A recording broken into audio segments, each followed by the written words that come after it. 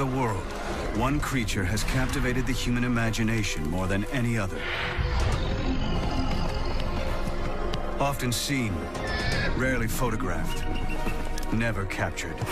It is called Yeti, Sasquatch, but most know the creature as Bigfoot.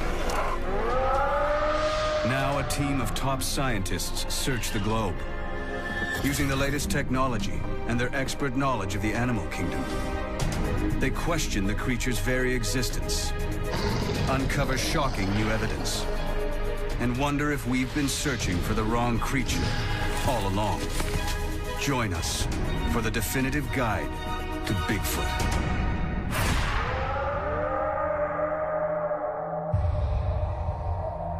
In 2009, more than 250 unexplained sightings of what was believed to be Bigfoot were recorded in North America. But they're the tip of the iceberg. Now, for the first time, we have created a global map of Bigfoot sightings. More than 10,000 from the last 200 years. At first, the sightings appear random, but closer scientific analysis reveals hidden but unmistakable patterns. More than 95% of all recorded sightings take place in Asia or North America. Nearly 70% of these are at high altitude and dense tree cover. There are also distinct hotspots, where sightings are far more common than elsewhere. One is the Himalayas. Here, generations of eyewitnesses describe a gigantic snow ape, the Yeti. 2,000 miles south on the islands of Indonesia, locals talk of a wild ape man called Orang Pendek. While up in Central Asia, sightings of ancient Neanderthal-type humans go back centuries. And here in the wilderness of North America, they see a giant ape-like beast. Sasquatch. Vancouver, British Columbia. This booming city has a population of over 2 million people. But right on its doorstep is a vast wilderness. 62 million acres of ancient forest, much of which has never been logged. The wilds of British Columbia have one of the greatest concentration of Bigfoot encounters in the world, more than 400 in the last century. Here in the forests surrounding Chilliwack Lake in the summer of 2008, 3 sightings took place within 10 miles of each other. 2 on the same night.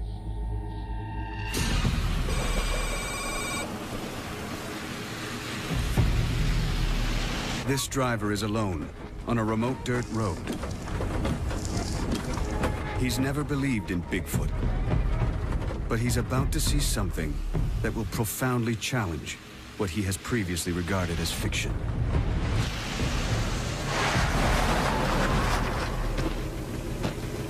This is the report he filed. I was coming up the road here, in the lights. I seen something, like a bear almost. But I realized this couldn't be a bear. It seen me and immediately left. It moved like a ninja. Nothing can move like that.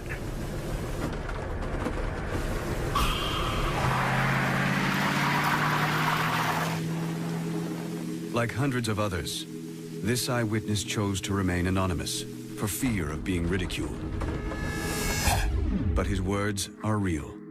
3.5 hours later, another encounter takes place when a trucker spots an identical creature on the same stretch of road. The distance between the 2 sightings? Just 1 mile. The local newspaper filed this report.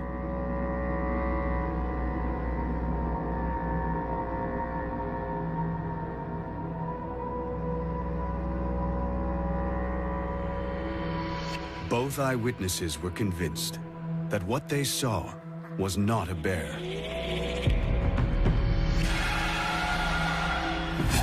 10 miles away, and 6 weeks later, a third encounter takes place in the forests around Chilliwack. This experienced hunter was out stalking deer off the Ruby Creek Forest Service Road. What happened next has haunted him ever since. Without warning, a rock hurls toward him. I swung my upper body and my rifle over to the side, thinking that it was a bear, and it wasn't. It was a rock in mid-flight. It looked to be about 2 feet long. So I was looking to where it came from. And I saw a flash of black, and it took off through the bush. It took it literally a couple of seconds from approximately this area here to about there. There are no records of bears ever throwing rocks. I come into contact with bears quite often, and it was not a bear. Didn't exactly want to find out what it was. I don't like knowing that there's something out there that can pick me up and use me as a toothpick. I spent the last 2 years trying to forget it ever happened. These 3 encounters are just a small sample of the rich history of sightings in this area.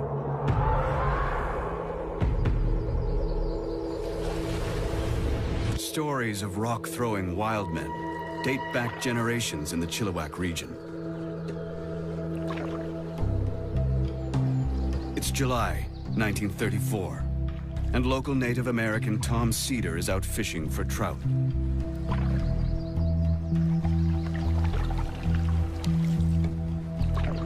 He's lived and hunted in this remote area all his life.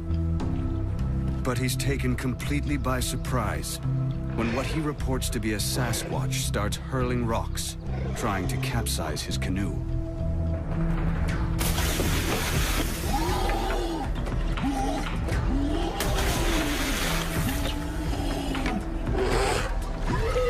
It's one of a series of attacks.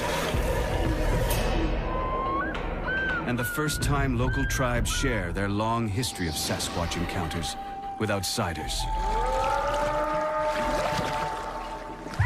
This Sasquatch rock art from Northern California was painted in 500 AD. How do you explain hundreds of encounters stretching back over centuries? Something is out there, but what? Here in one of the world's Bigfoot hotspots, the forests of Canada, 5 of the world's leading scientists have come together to solve this global mystery. Field researchers and specialists, experts in discovering new species of primates, ancient humans, the habitats and behavior of the great apes, the fossil record, and the search for unidentified hominids. Their mission is to focus on how to find these unidentified creatures and establish once and for all if they exist. This is one of the most intriguing questions of zoological exploration that faces science in this modern era. Jeff Meldrum has first-hand experience of what may have been Bigfoot. Did you hear that? That rock was pretty good size. Let's stay here. We've had action. We've had rocks thrown at us. In 2007, he was part of a team besieged by an unidentified rock-throwing creature in a remote Canadian cabin. One of us was urinating off the porch when the first stone hit the side of the cabin. I'm still shaking. Teammate Ian Redmond has led several expeditions searching for evidence of the Yeti. He's convinced something unexplained is out there. If you put aside the hoaxers and the ones that are clearly mistaken identity, there's still a nugget, which is why we're all here. The team will concentrate on a fundamental principle. If Bigfoot is real, it must fit into our understanding of the natural world, meaning it must do everything other animals do, from feeding to finding a mate. The scientists first examine the best evidence available, video and film footage. There are hundreds of examples of this sort of evidence for Bigfoot. Their first task is to eliminate the hoaxes. This video shot near the Canadian town of Banff seems convincing enough, until you realize an identical creature was seen promoting a local business the night before. What is that? Don't tell me that's a Yeti. Then there are the videos where the images are so indistinct, they could be almost anything.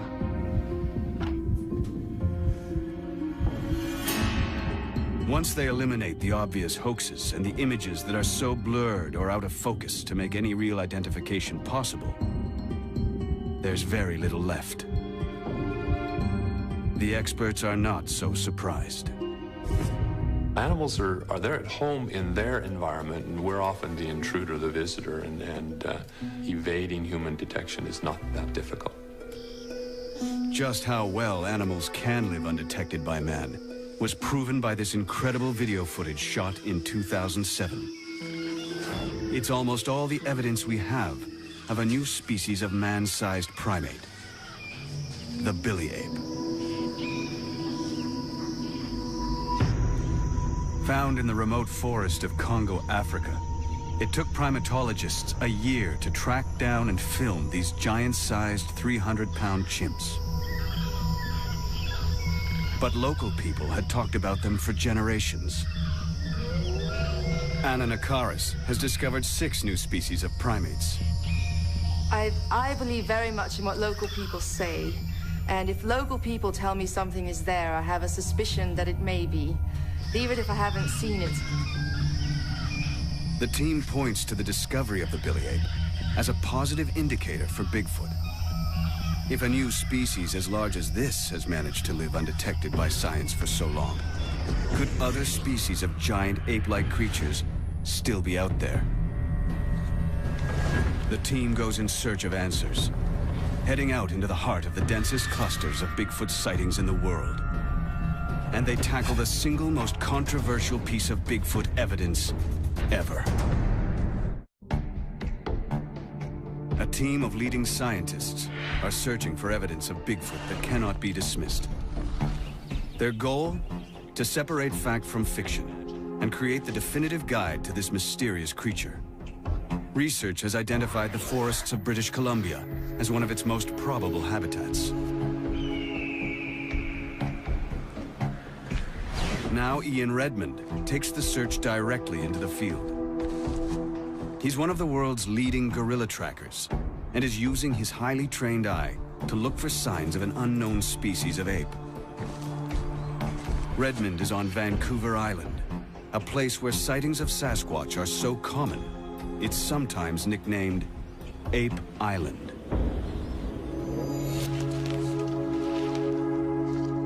The first thing he uncovers is a mysterious structure, one of several found on different parts of the island.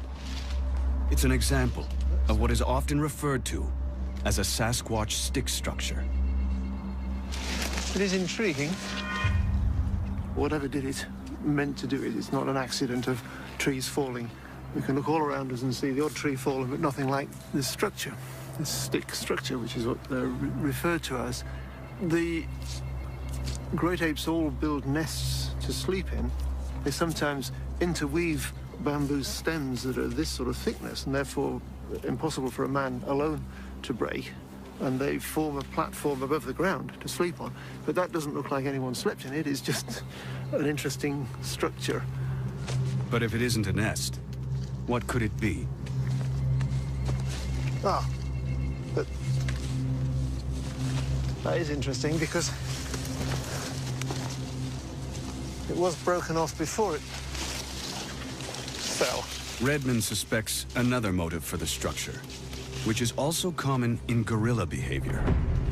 If its intention is to tell other Sasquatch that there's a powerful male here and he can break off sticks, that would be an interesting interpretation. If its intention is to warn humans not to enter into the Sasquatch territory, I don't think it's working. It's just going to intrigue us all the more. While the stick structures may not be conclusive, the fact is, the global map indicates that sightings in this area date back more than a century.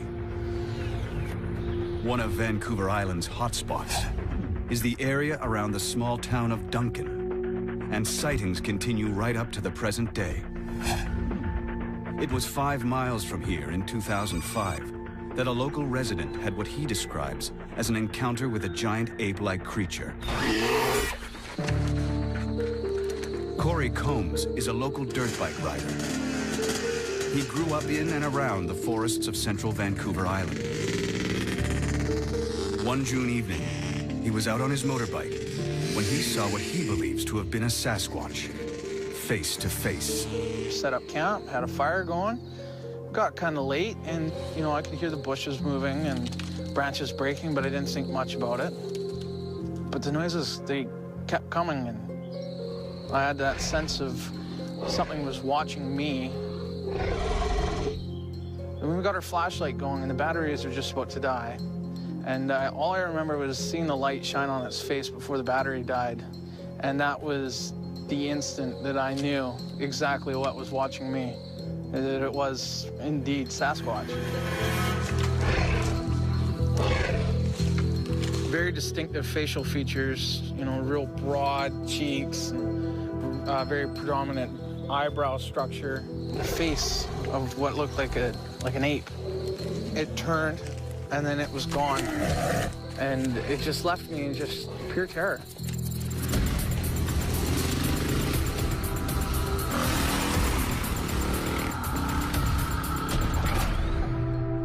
In June 2006, another alleged Sasquatch encounter took place 17 miles west of Duncan.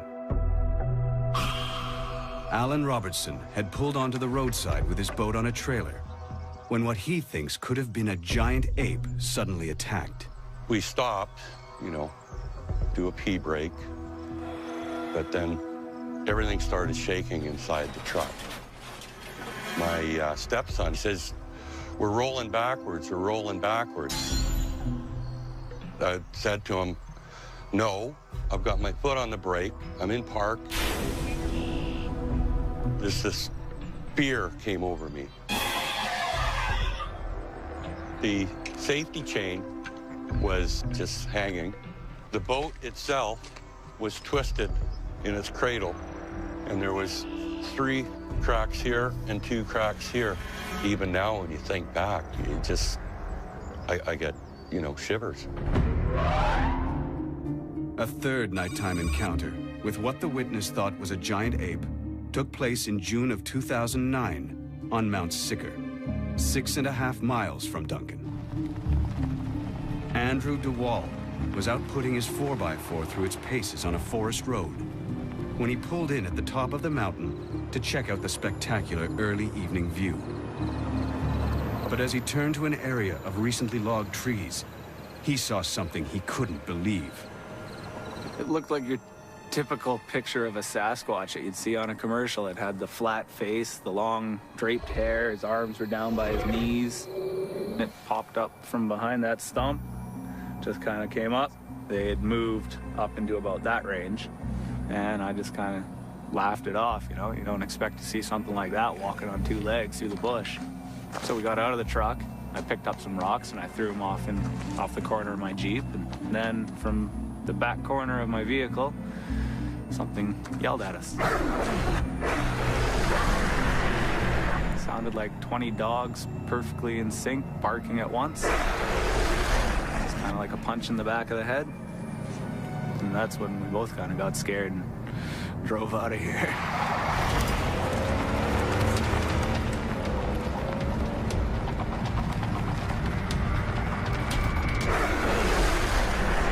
Sasquatch howling like a pack of dogs sounds far-fetched, but gorillas also bark.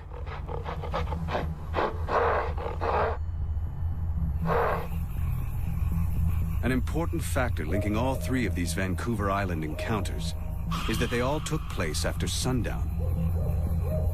Apes don't have night vision, so how could Bigfoot be active at night? What they could be good at is seeing in the moonlights, because the forest in the moonlight is very similar to the forest at dawn and dusk, and you can see a lot in a full moon. And so if you're clever and you're an ape, most apes are very clever, it'd be a great time to think you could avoid competition by being adapted to those periods. Ian Redmond now joins a team of local Bigfoot researchers on a moonlit stakeout. Cindy Dawson leads them. Her determination to find the truth comes from personal experience. I was on a game trail, and 2 deer come flying up the trail, and I took that as a high alert that something's following them. This animal started vocalizing at me. The sound was so strong, I could feel it, and I was probably 200 feet away. It was like a yell, scream, roar, all in one sentence. Tonight, Cindy's hoping she'll hear Sasquatch again. Her team have come equipped with a high-tech listening device and an advanced night vision camera to perhaps capture its image. The reports suggest that they are often active at night, but the visibility, even in daytime there, is only going to be a few yards in any direction. So it's probably going to be sound that alerts us to their presence. One twilight behavior other local researchers have noticed is tree knocking.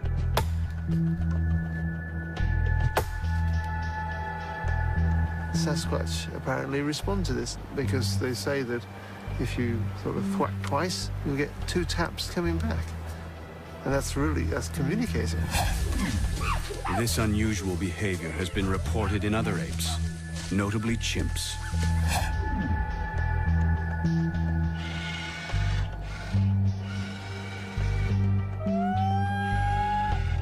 While they wait for a reply, the researchers try another tactic, known to provoke a response from what they think is Sasquatch. A long call that they believe mimics the call made by females of the species. Incredibly, against all odds, a faint reply.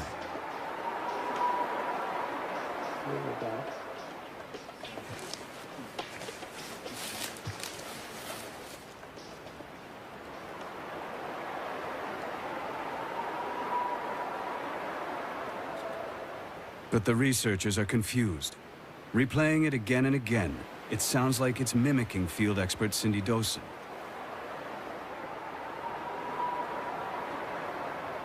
It sounds almost human.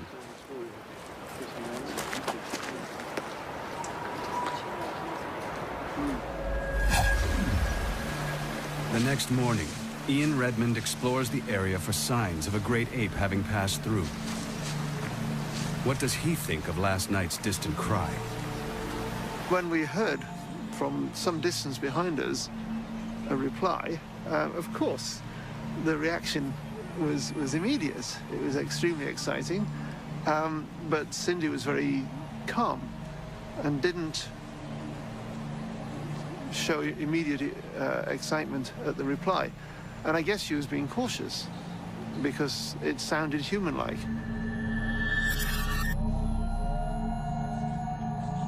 While they investigate further, Jeff Meldrum tries a new technique he hopes will uncover solid evidence. He's teamed up with Bigfoot researcher and habitat specialist John Mayenzinski. They've gone back to the drawing board and come up with a new and untried method for finding Sasquatch. Tracker dogs. Well, these detection dogs are used quite commonly in search and rescue efforts, but also in recovery efforts, finding the remains of a deceased hiker or hunter. If dogs like these can be trained to locate human remains, they could, in theory, be trained to find the remains of Sasquatch. The most difficult part of the training is finding something that may give the dogs the creature's scent. Our first sample came from a mountain range in Washington State, about 20 years old now. The other sample is much more recent. This is about 2 months old. It comes from the Rockies, and it was also associated with tracks. It's a tough call. The experts can't be sure if the samples are genuine, nor that they give off enough scent to potentially train the dogs to hunt for remains. The 2 dogs take it in turns to try and pick up scent from either of the samples. The first dog detects nothing.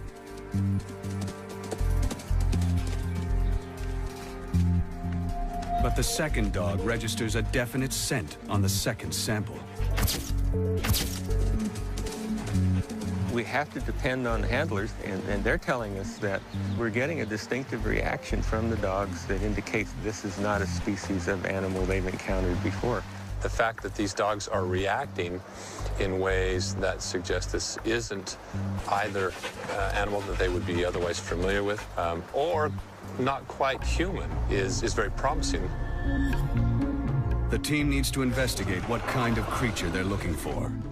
Searching for clues, they'll take on the most controversial evidence in the history of Bigfoot, the Patterson film. But can they come to a final conclusion?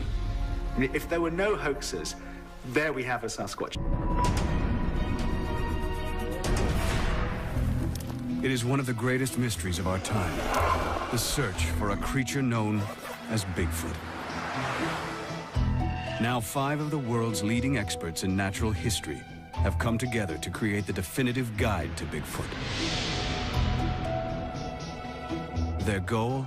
To see if there is proof that a creature is still out there. Our team has decided to examine the most controversial piece of evidence in existence. It consists of 953 frames of 16mm footage, known as the Patterson film. About 40 seconds of silent footage that has galvanized the world. It was shot here, Northern California, 6 Rivers National Park, Bluff Creek. Here in the fall of 1967 begins the greatest Bigfoot mystery of them all. As our team watches, primate experts Ian Redmond and Anna Nakaris point to the way the creature walks as a convincing argument for the film's authenticity. It is very relaxed, very flowing gait, clearly comfortably walking bipedally. There's no question of awkwardness.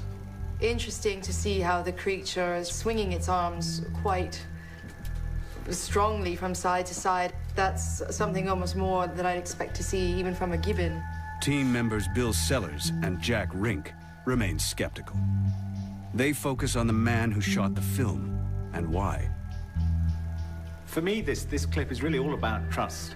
If you saw a clip of film like this from an impeccable source that you believed, then you'd have to take it at face value. This is, a hairy creature walking across the screen. If you don't trust the person who's actually taking the pictures, and you don't trust that it's not a hoax, it doesn't really matter how convincing it looks, because we know that Hollywood special effects and things can recreate almost anything, and it's very difficult to tell. The man behind the camera was Roger Patterson. Numerous people question his motives, including journalist Mike McLeod. Roger Patterson was a really interesting guy. He never had a real job, never wanted a real job. He was an inventor, and by all reports, quite really an artist with his hands. And he always felt that he was going to, one of his inventions was going to pay off. Many think the Bigfoot of Bluff Creek was one of Patterson's inventions. He thought it was possible that something like this could be out there, and that if he could find it, it would be an incredible thing. It'd be like one of the inventions he'd been chasing for so long.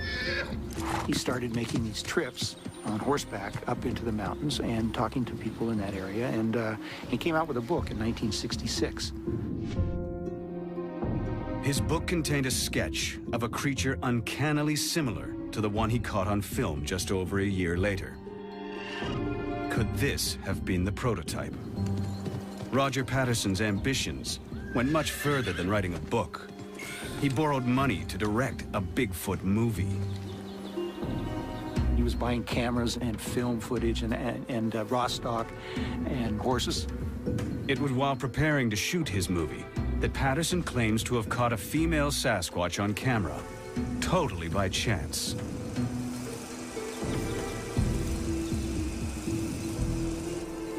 It all sounds too good to be true. Since then, the film has been subjected to 40 years of scientific scrutiny. From biometric analysis of the creature's gait and stride length, to markers showing its height in the natural environment, no one has managed to prove it's a fake. Examining a digitally enhanced section of the film for themselves, the team can see why. Interesting that they chose a female. I think that's a more difficult thing to fake, is that female anatomy, and it looks pretty natural. And so if it is a costume or if it is a suit, I think they've done it pretty well. If Roger Patterson wanted to create a hoax, why would he go to the trouble of creating an anatomically correct female? Ian Redmond agrees. The film seems too realistic to be a fake creature, created by a rookie filmmaker. The bits of the anatomy just look very convincing.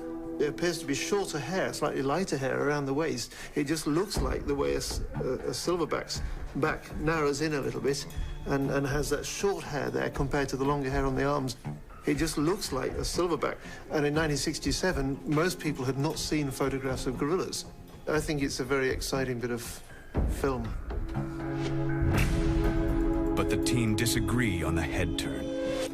The part that really bothers me the most is the turn to look towards the camera. Looks so human to me.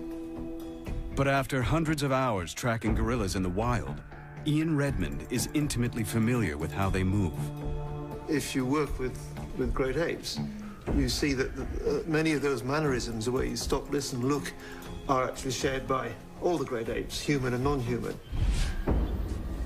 This remarkable footage of a gorilla, shot in a wildlife park, shows how closely they can resemble humans when walking on two legs.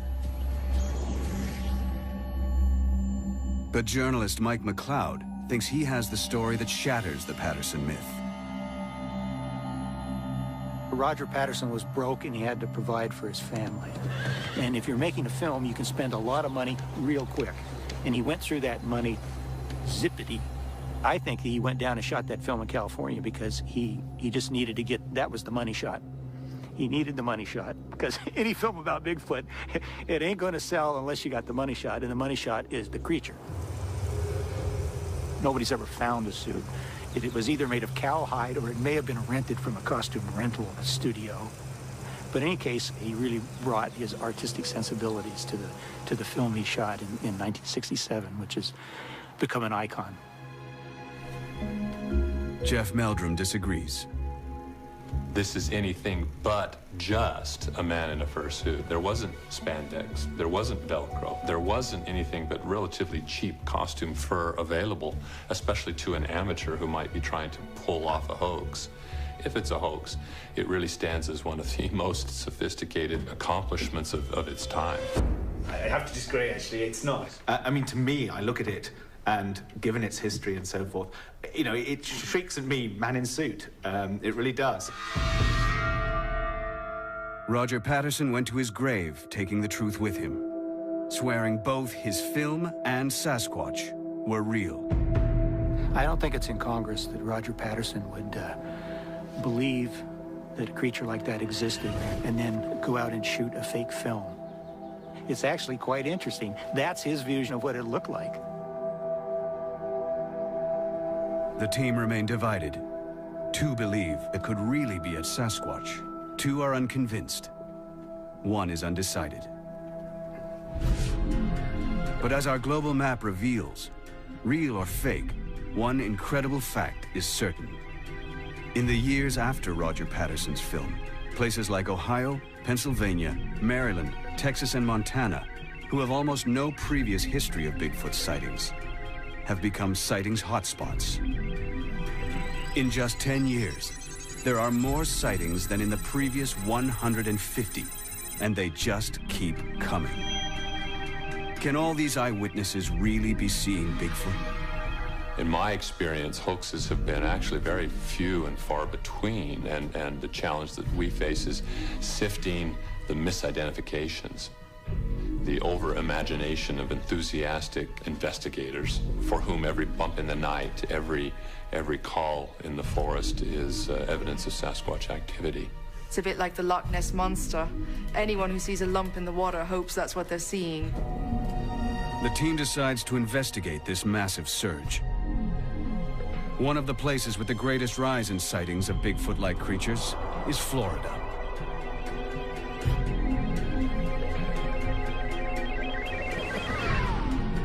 Here, locals claim to encounter a type of Bigfoot they call the skunk ape, because of its terrible smell. In December 2000, these two photographs were sent to the Sarasota Sheriff's Department. They allegedly show a 5 to 6 foot tall skunk ape that broke into someone's garden. Is this creature fact, fiction, or a case of mistaken identity? Florida's tropical swamp is an ideal habitat for an ape, but the scientists are highly skeptical it's Bigfoot.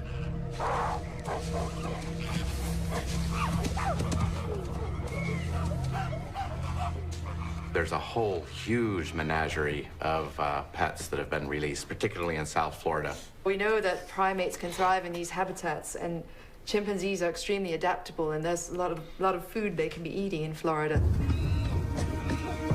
Keeping chimps and orangutans as pets became fashionable in the 1970s, just when sightings of the skunk ape took off. A very common issue is for people to buy a baby or an infant primate, keep it until it's a bit older and stronger, and often they're purchased illegally or they're held without a license. And all it takes is 2 or 3 to start a population. They live a long time. I mean, a chimpanzee can easily live to be 60 years old, and so you only have to have a few releases, perhaps, you know, decades ago, and the odd sighting, and that would certainly keep alive a rumor of a skunk ape for a long, long time. The team believes the huge surge of skunk ape sightings in Florida, more than 200, are a case of mistaken identity triggered by Roger Patterson's film. Sightings of skunk ape are probably nothing more than an escaped chimp. But not all clusters are as easily explained. The biggest hotspot the team cannot dismiss is the Pacific Northwest, a region that stretches from Northern California up through Oregon, Washington State, and well into Canada. This area has an unbroken history of sightings. It is from this region that the word Sasquatch originates, and local Native Americans describe sightings of a tribe of hairy giants that date back centuries. This ancient wisdom may be the key to solving the mystery of Bigfoot. A team of scientists is searching for definitive evidence of Bigfoot. Having examined the famous 1967 film by Roger Patterson, they found it caused a massive surge in sightings. But some areas were more affected than others. The team's global map shows them that hundreds of sightings in the Pacific Northwest took place long before Patterson's film, making them potentially far more reliable than sightings reported elsewhere in the years after. A key hotspot is the area around the town of Chilliwack in British Columbia. There were a cluster of sightings here in the early 1930s and 40s.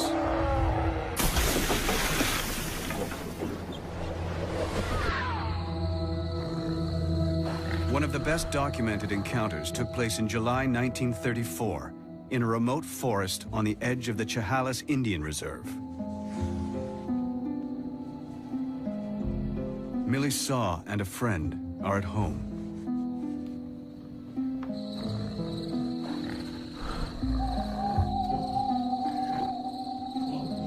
Tonight they will encounter a creature they thought was only a local legend.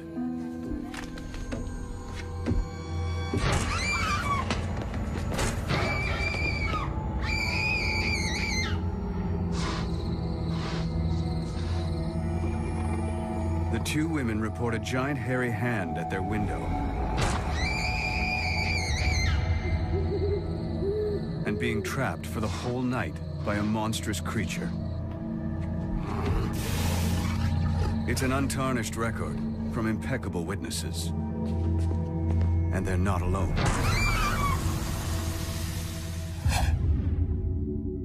As we move forward in time on the global map, the reports from around Chilliwack just keep coming, in increasing numbers.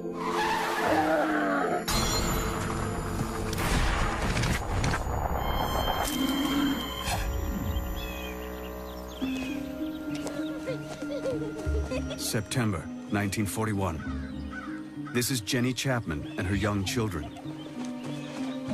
They're a respectable folk, known and trusted in the local community. It's a typical afternoon. The kids are playing, and Jenny is hanging her laundry. Her husband, Jack, is at work on the railroad. They're alone. Their home is miles from the nearest town. The forest is close and dense. And something is out there.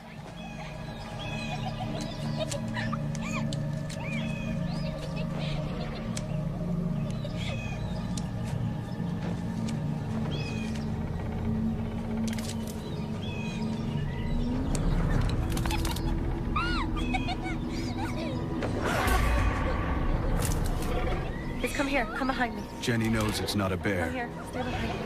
And it certainly isn't human. She only knows it is a creature she has never seen before. Jenny Chapman and her children flee for their lives.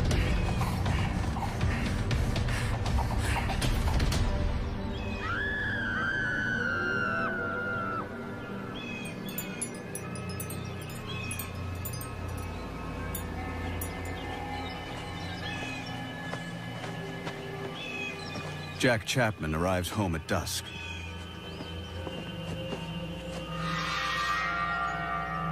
Sarah! Sarah! Jenny! Jenny! He finds strange reddish-brown hair snagged on the high door lintel. The house has been ransacked.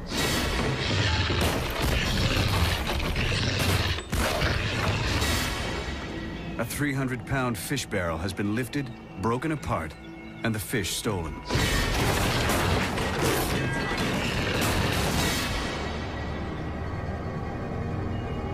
Realizing his wife and children are missing, he runs into the forest. Jack Chapman eventually finds his family taking refuge in the nearby town. The family never returns to the homestead.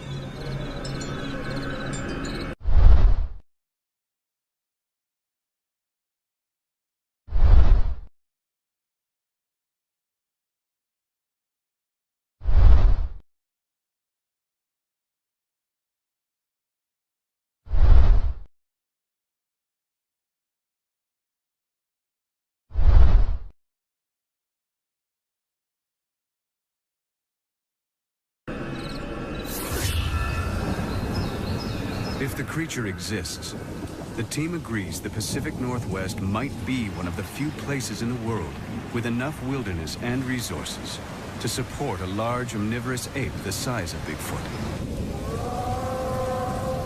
But there are some crucial questions they need to answer.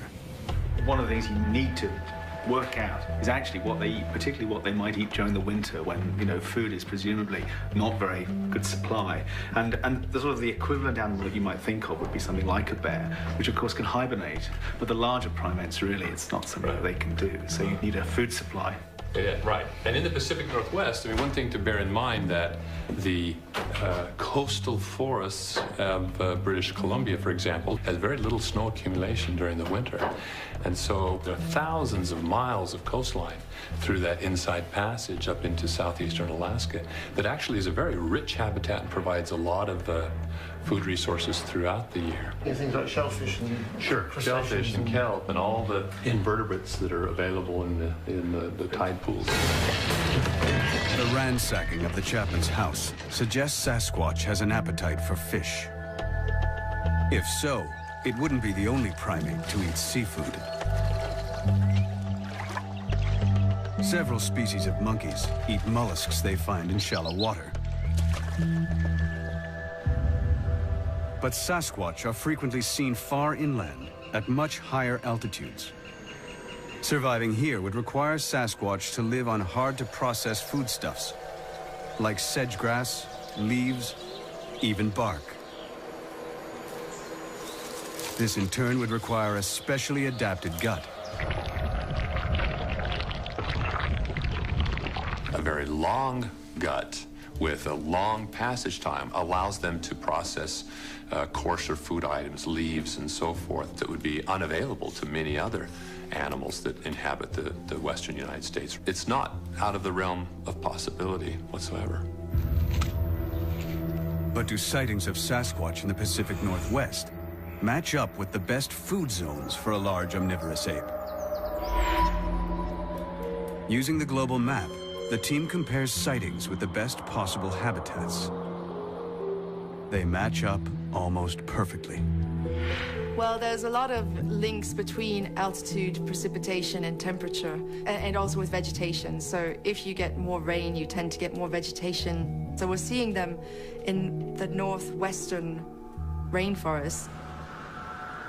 The whole team agrees that a giant omnivorous ape could survive in the Pacific Northwest. But they need to consider a crucial question. How did a giant ape get to North America? Seeking answers, they look to Asia and sightings of another famous unknown creature, the Yeti.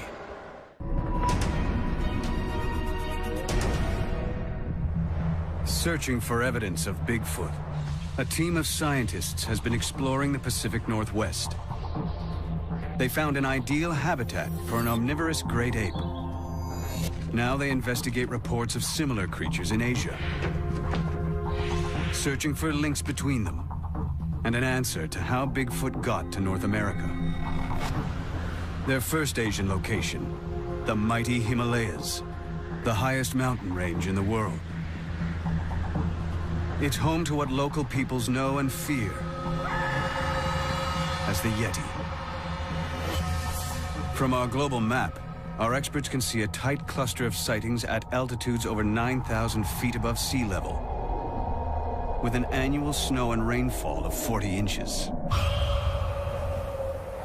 The most important evidence for Yeti is footprints.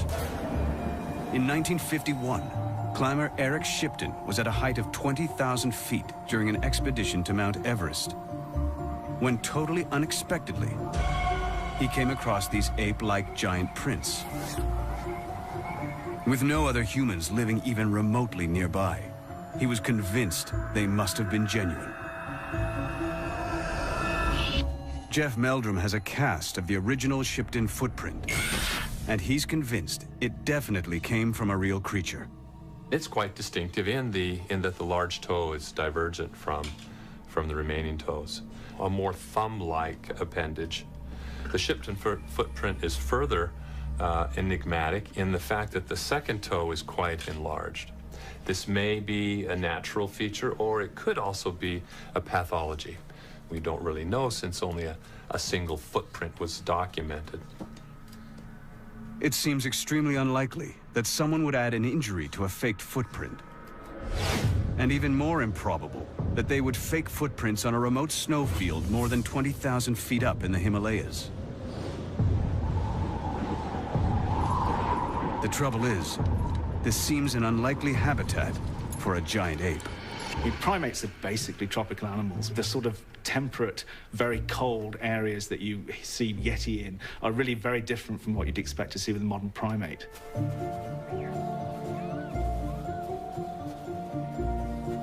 But there are exceptions. These Japanese macaques live at an altitude of over 10,000 feet and further north than any known primate.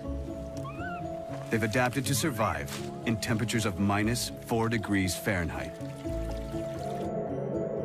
Could Yeti have adapted to live in the same environment?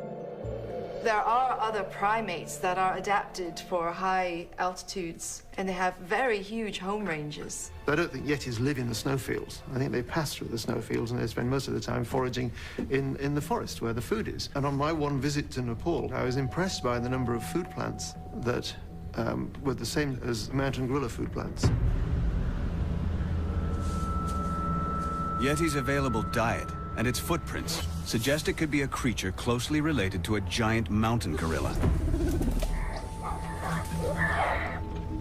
But locals say they have seen it tearing yaks and goats apart with claws. This seems impossible because apes don't have claws. Ian Redmond's experience on expedition suggests there may be a simple explanation.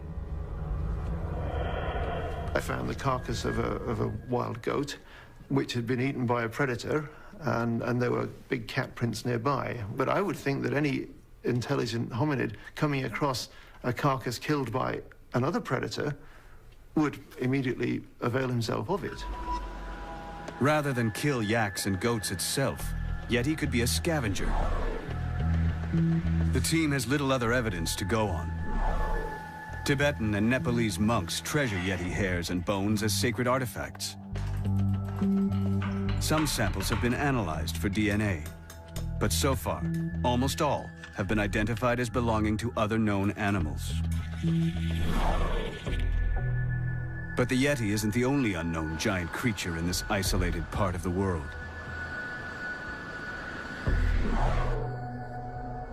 Less than 300 miles from Mount Everest, in the mountainous jungles of the Garo Hills of northern India, there is a long history of sightings of an almost identical creature, called locally the Mande Barum. Local people encounter them all the time. They see them in the forest. They say in general they're quite gentle, that they don't really harm you, but they're still extremely afraid of them. Descriptions of the Mande Barum and the Yeti show such close similarities. Team member Ian Redmond thinks they are the same species, just adapted to different environments. I think of it as the lowland Yeti. It's not up in the snowfields, it's down in hot, steamy tropical forests of northern India. Evidence for this lowland Yeti is even more difficult to track down. It's actually very good luck to get a piece of it. And so by the time anybody goes to investigate it, villagers have come from miles around and ripped off a token. And it's almost like a relic, a little piece of a saint. You never see a whole body, but you occasionally see the scalp or you see a finger bone. And in fact, local ranger he had a finger bone, and he wanted to have it submitted for DNA analysis to see what it was. And he gave it to the Department of Wildlife, and they thought it would bring mockery to the department, and so it disappeared. I think what this does, though, is highlight fear of ridicule, because anyone who's seen any of these things is likely to keep quiet about it because they'll be mocked. 1,000 miles east, in China, is what may be a third variety of Yeti. A creature the Chinese call the Yeren. In the mountainous forests of central China is a cluster of 200 sightings. But these are just reports from the last few decades. Legends of encounters with the Yeren, or wild man, date back to 200 BC. Yeren, Yeti, and Mande Barum, three almost identical Bigfoot-type creatures, all sighted within a few hundred miles of each other.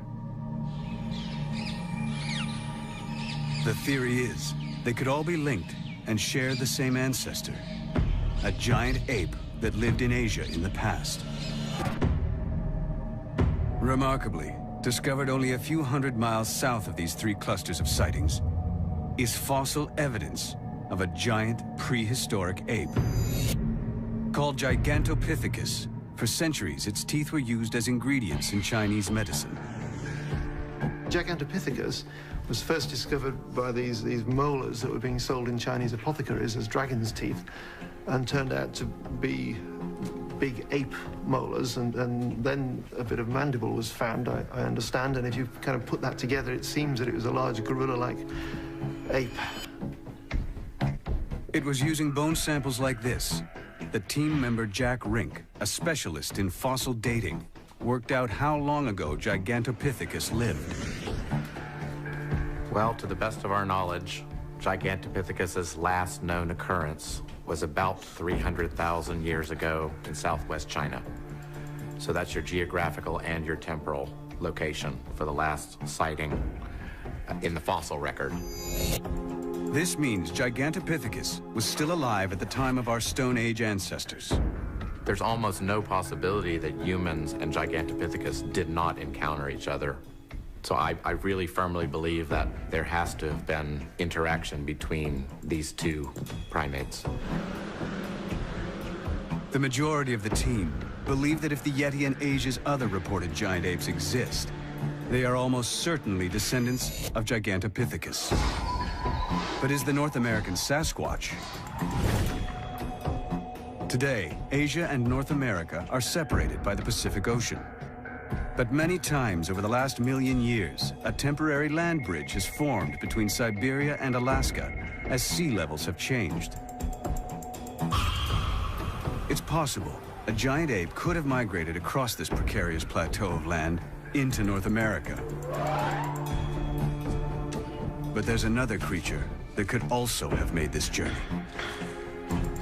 Now the team investigates evidence that sightings of Sasquatch might not be a giant ape, but a species much closer to man.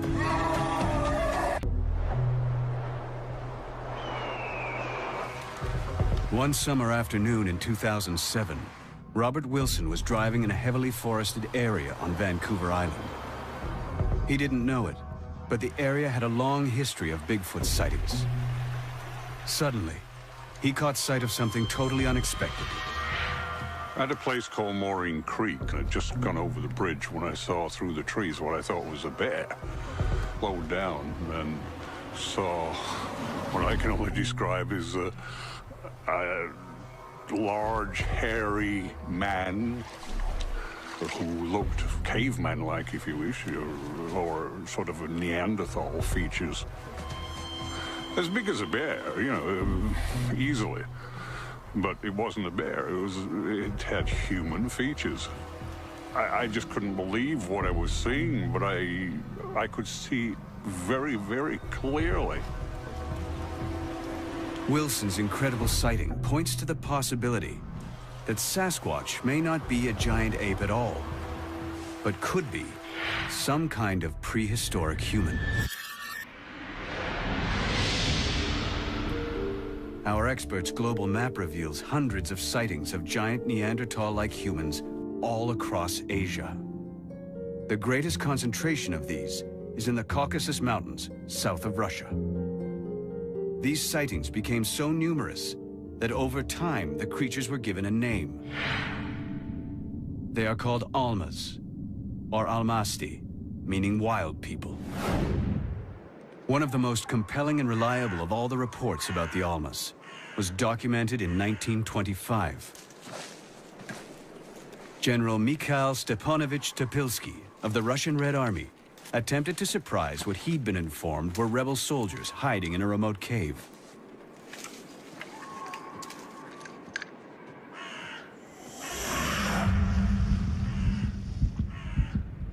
The Russians could hear something moving inside.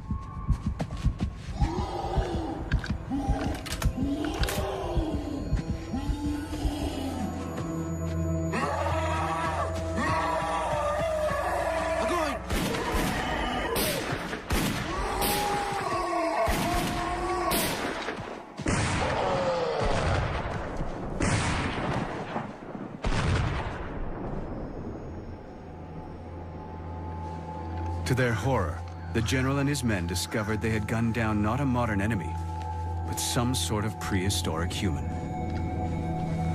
The dead creature lay with his eyes open and his teeth bared. In general, the hair was very thick, without any underfur. The knees were completely bare of hair, and there were callous growths on them. The color of the face was dark. The nose was flat, with a deeply sunken bridge. Well, the eyewitness descriptions of the Almas, a heavily muscled body with a thick torso, deep-set eyes and heavy brows and very prominent cheekbones and thick jaws, could easily represent a Neanderthal. But Neanderthals were only one of what we are now discovering to be a whole range of different types of early human. One of the really interesting things about human evolution that we're now finding is that it's not a kind of evolutionary tree. It's more what we call an evolutionary bush. And there are lots of little side branches. There are lots of cousins of humanity that didn't go anywhere. Evidence for other primitive human-type creatures has been increasing dramatically. fact, fossil evidence of a human relative has been found on the island of Flores in Southeast Asia, and it shows that this creature was alive until recently. Unlike the Almasty, they are very small, but they too are a separate species from modern man. Scientists named the creature Homo floresiensis. Homo floresiensis, the hobbit, is always described as an example of island dwarfism. So this is an animal that's found itself on an island with none of the normal competitors that we'd normally have. And there is no need for it to be big anymore. Nothing's going to eat it because there are no predators. And so the particular ecology it's in is favoring being small. Fossils of this real-life hobbit date to 10,000 years ago. But locals on nearby Sumatra have long spoken of a legendary small forest man they call Orang Pendek. Could this be the same creature? Or perhaps an even more primitive subspecies? Anna Nakaris has worked extensively in Southeast Asia, where she has discovered new species of primates. She's convinced local people's stories of Orang Pendek are reliable and of a real creature. Local people can be extremely reliable, and there is a lot to say in listening to the stories of the people that live in these remote places. The thing that's so fascinating to me is the life that's been breathed into the legend, so to speak, by the recent discovery of the Homo floresiensis, the hobbit. You know, the prospect of a relic population of hominid or another type of primate might not be so far-fetched. Incredibly, just as these local stories have proved Orang Pendek might have a basis in fact, so too, new evidence reveals what might be the remains of the real-life Almasty. In March 2010, an amazing new discovery was made on the borders of Russia and Kazakhstan, in the same region as the 1925 encounter. From just a single finger bone, scientists identified yet another type of human species. They're calling it the X-woman, or Homo denisova. So we've got this X-woman that's just been identified just from a finger bone that we've extracted DNA from. And the DNA in this finger bone is sufficiently different from the DNA that we've extracted from other modern humans and from Neanderthals that we think it was probably from a completely different species. So in fact, having multiple species of humanity is probably the norm. Scientists now think Homo denisova was a cousin of Homo floresiensis. Some of the team believe remnants of multiple species of humans could still be living today. These days, we seem not to be able to imagine that we can be living side by side with another bipedal creature, whereas in fact we did for 1 million years. And that was only discovered for certain in the 1980s. Exactly. Why would the present be the exception to the rule that has seemed to prevail for literally millions of years? An astonishing new discovery in China may supply the team with another possible candidate in their search to explain Bigfoot. A giant ancestor of Neanderthal called Homo heidelbergensis. Until recently, heidelbergensis was believed to have gone extinct more than 250,000 years ago.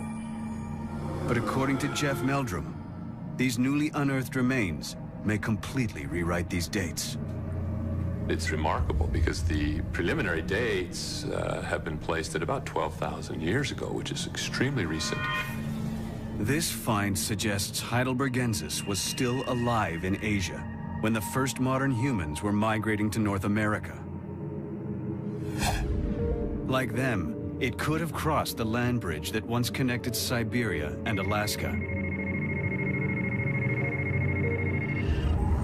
Next, the team examined if the North American Sasquatch could really be a type of primitive human.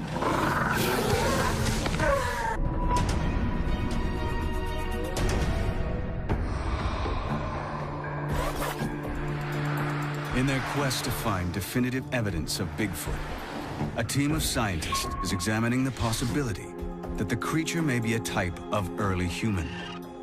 They've been investigating a potential suspect called Homo heidelbergensis, a giant ancestor of Neanderthals, which could have crossed into North America from Asia. They turned to one of the earliest written records of an encounter with Bigfoot. Could it be the same creature?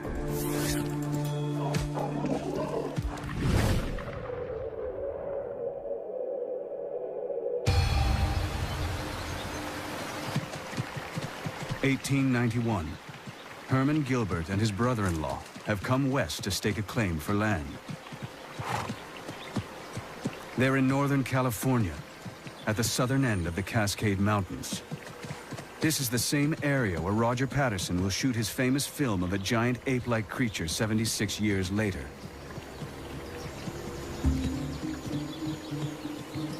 But from all accounts, what they're about to witness may not be an ape, but some kind of human. Both men have already heard the local stories of the What Is It, a legendary local monster to be avoided at all costs. Herman discovers signs of it first, giant footprints.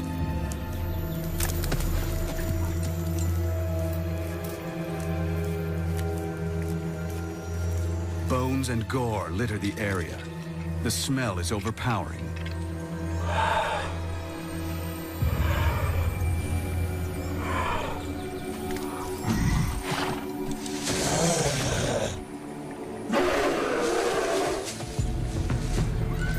Then they spot the creature itself. A huge, hairy man, bathed in blood, beating its chest and wailing in anger.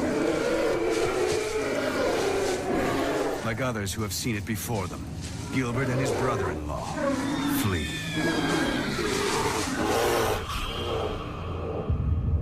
This early story of Sasquatch clearly describes a Neanderthal-like man.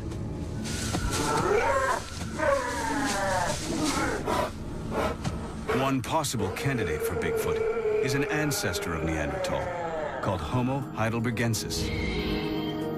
Heidelbergensis was the biggest known ancient human. We have specimens a towering 6.5 feet tall, but there could easily be others that were much taller.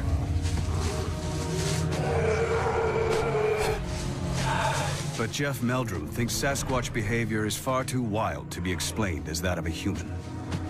In the case of heidelbergensis, given its degree of sophistication, intelligence, cultural evolution, it seems unlikely that it would have simply abandoned all of those trappings of humanity to adopt an austere life in the wild.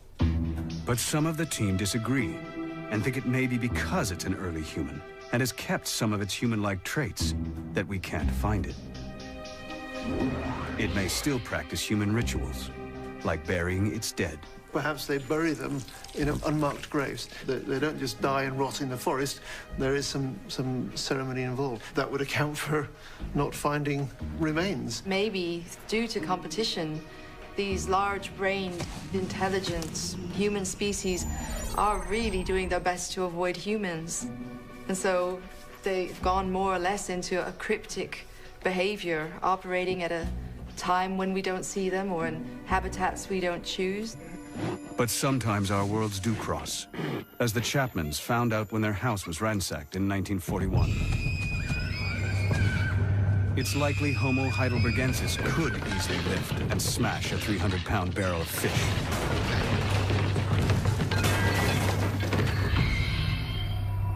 Fossils show heidelbergensis had much thicker bones than a modern human. Bone's expensive, so if you've got thick bones, then you're going to have fairly big muscles to operate these things. Thick bones, big muscles, and therefore you were stronger. This stronger frame and muscles could also explain how the creatures have regularly been reported to run at speeds of 30 miles per hour. Sprinters, it's all about power. It's all about having kind of a bigger engine, so that's sort of more muscle for your weight. Perhaps they were built for sprinting. Today's fastest sprinters average 6.3 feet tall and run at 27 miles per hour. A super strong 6'5" Heidelbergensis could easily be faster.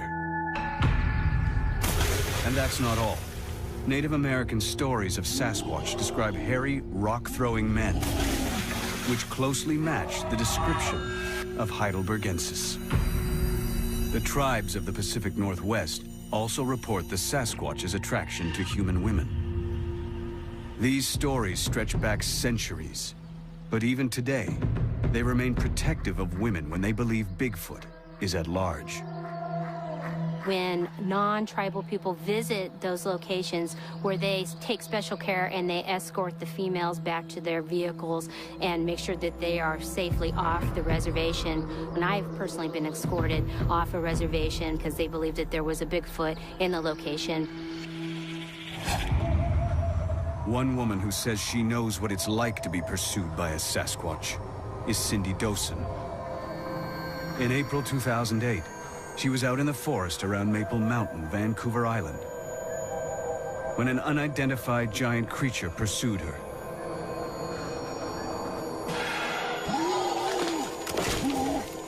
It was in the bush, breaking limbs and smashing trees, about 2 steps behind me. She fled for her life. This thing screaming and hollering at me, I need to hide, get out of the way. It was like it was hurting me or pushing me along. The creature chased Cindy several hundred yards until she reached the safety of her 4x4 and sped off.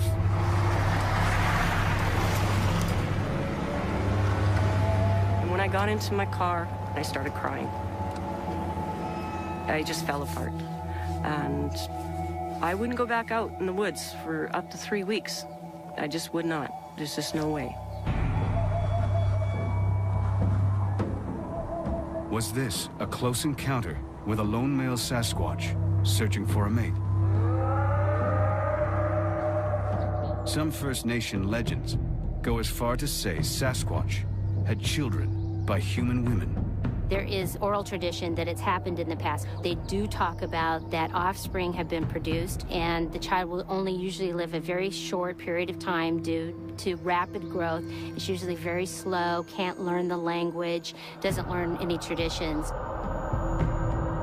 But if Sasquatch really is a Heidelbergensis, mating with a human might not be as far-fetched as you might think.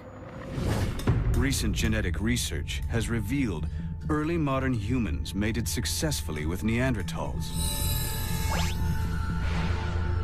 Many people today still carry Neanderthal genes.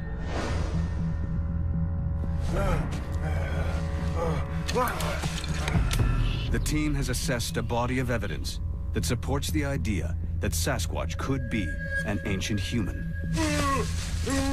Height, strength, speed, even sexual attraction all make more sense if Sasquatch is a type of oversized Heidelbergensis. But Professor Jack Rink is about to propose a dramatic, never-before-revealed theory that suggests Bigfoot isn't an ancient species, but a type of modern human that has transformed itself into a creature of the wild. Our scientists believe there are most likely 2 explanations for Bigfoot, if it exists. The first is that it's a giant ape descended from a prehistoric creature called Gigantopithecus. The second, it's an unidentified species of ancient human, possibly a Homo heidelbergensis.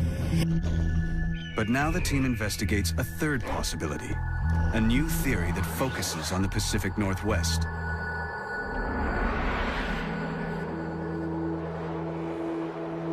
Could sightings of Sasquatch be explained not by giant apes or prehistoric men, but by modern-day humans? Based on research into the Native American Squamish Nation, Jack Rink has learned of the secretive training rituals that must be undertaken by the tribe's shamans. One of the aspects of the Squamish Nation oral tradition is that people become literally wild people through shamanic processes where they have to go off and stay isolated for periods of over 10 years, eating wild foods, being isolated from the other parts of their tribe. So the living wild people apparently do exist. The clues that helped reveal this groundbreaking evidence were uncovered on the rugged shoreline of British Columbia by one of the Squamish Nation's foremost scholars, Professor Rudy Reimer. Reimer was searching for stone tools used by his ancestors when they first settled the area more than 10,000 years ago. People picked up local rocks and modified them for plant gathering and hunting and a whole wide range of other activities. But he kept finding stone tools in out-of-the-way places, and intriguingly, many appeared to have been in use in recent times. When we did find them, they were in odd locations. They were in remote, hard-to-access areas. And to me, as a First Nations person, as an archaeologist, I began thinking about those sites in a different way. Why were these tools being discovered in such out-of-the-way places? Rudy Reimer realized the sites he had been excavating were on land the Squamish had always held sacred, but left untouched. These remote places were reserved for what traditions called the wild people, the Smali. I went into certain areas of our territory. The elders would ask me, so, well, why are you going there? That's where the wild people live. But Reimer realized even the elders did not know all of the tribe's secrets. For millennia, Squamish shamans, the tribe's priests, had undergone a form of initiation known only among themselves. They would disappear into the wild, remote places to learn the secrets of nature. Could there be a connection between the shamans and the Smali? Finding stone tools at the same remote sites seemed to prove it. While they were out there, it would be very common for those individuals to use stone implements. And as a result, we find remnants in very remote locations where people would have gone to do those spiritual training, those physical training activities. But how could shamans be mistaken for Sasquatch?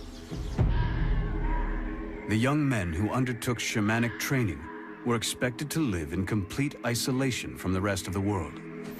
They were forbidden from coming into contact with people. Cut off, even from their own tribe, their training could take years. In the process, gradually transforming them into unrecognizable wild men. After a few years, they would have appeared very differently than someone living back at their home village, interacting with plants, animals, being on their own for extended periods of time. You know, they would have become very physically fit. Their hair would have become very long and unkept, but they also be behaving differently. They may be mistaken for what we call an ape or a strange creature dwelling out in the wilderness. Some traditions even speak of these wild young men covering their bodies in thick horsehair moss to keep warm.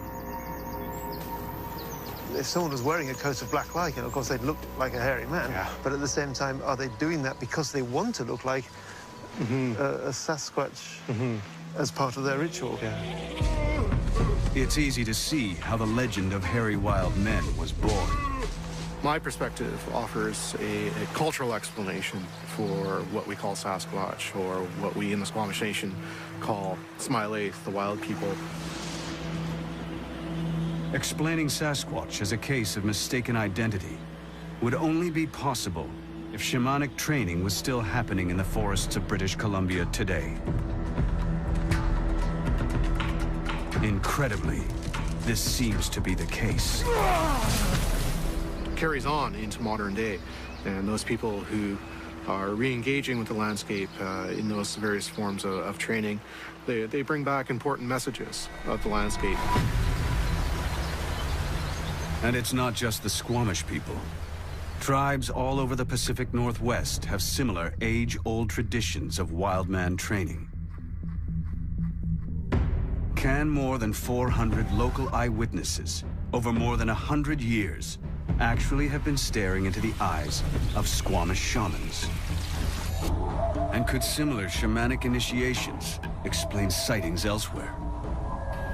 And the question might arise, can these account for all of the Bigfoot Sasquatch sightings that we have in North America? Could this really be an answer to the question of Bigfoot?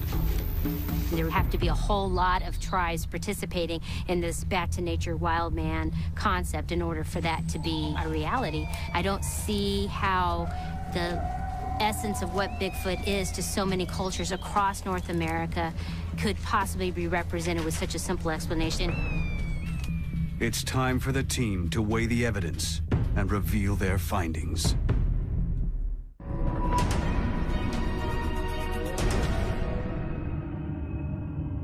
The team investigating the worldwide mystery of Bigfoot is coming to its conclusions.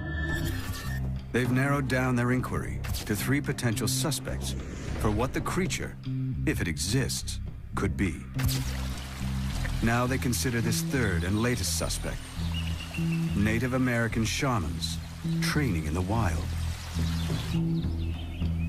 Can these account for all of the Bigfoot Sasquatch sightings that we have in North America?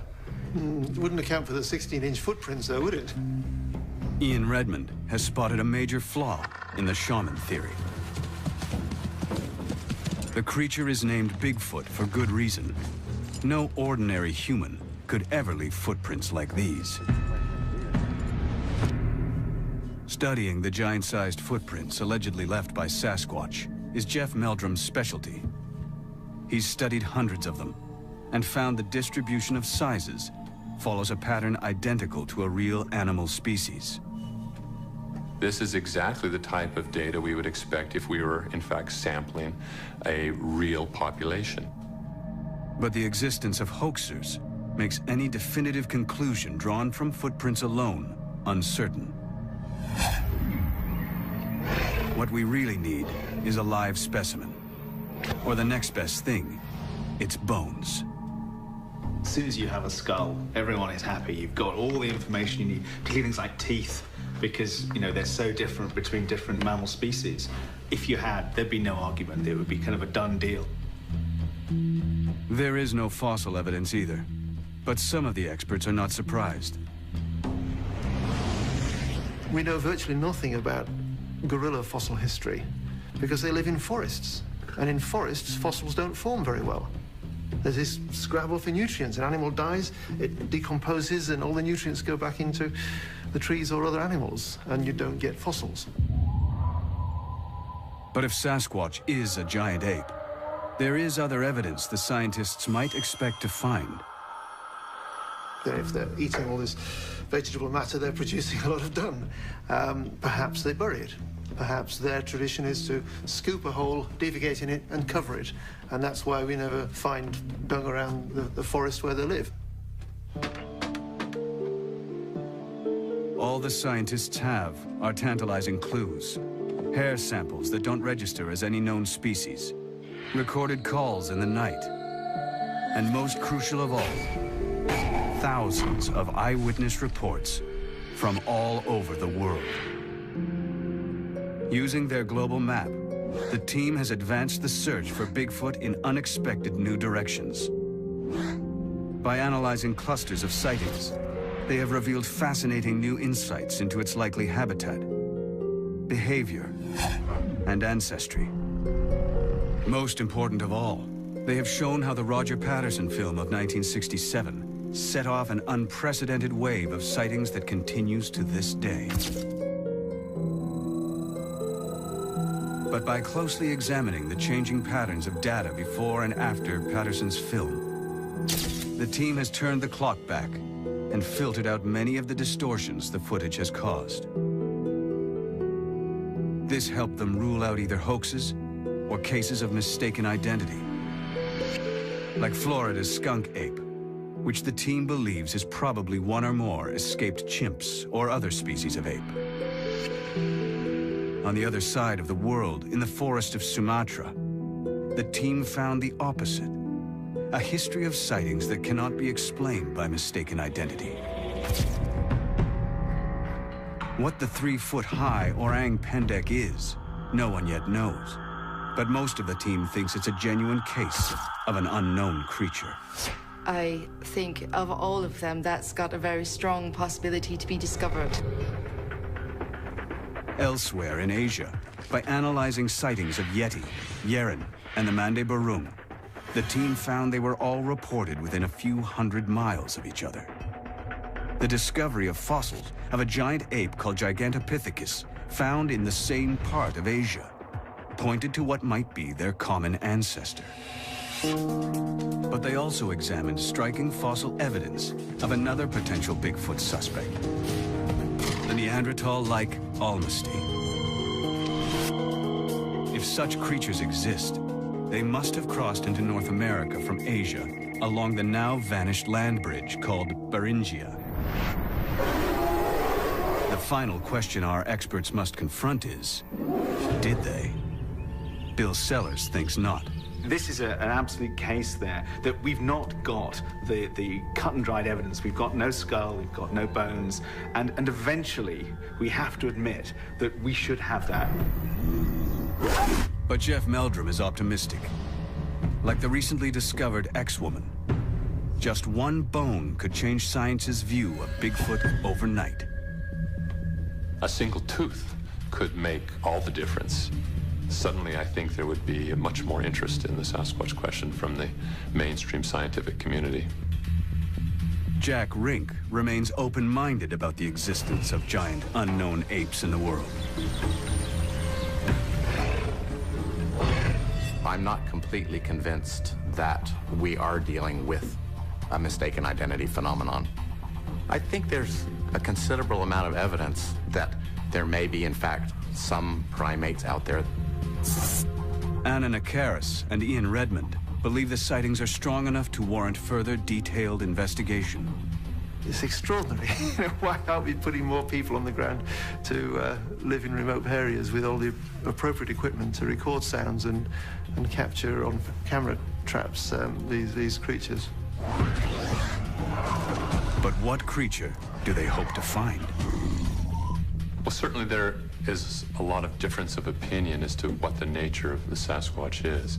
There are those, such as myself, that hypothesize that it's much nearer an ape in its nature. But there are also others who maintain this is a type of person. If that is the case, then we really have to sort of redefine what the label human encompasses. Whatever Bigfoot is, remains a mystery we may never solve. Like many extinct species, it may already have vanished into history without leaving any physical trace. But if it still survives,